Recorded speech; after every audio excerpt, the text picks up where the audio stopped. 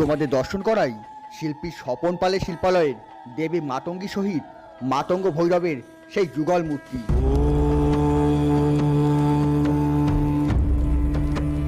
নমঃ কালিকায়ে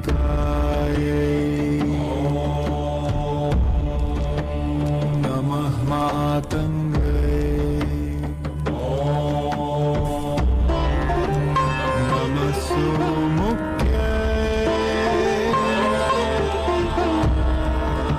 अशुद्धवाणी नाशिन्ये नमः ज्ञानारूपिण्ये नमः श्यामवर्णा महाघोरा त्रिनेत्रा ज्वलिते क्षणा चतुर्भुजा।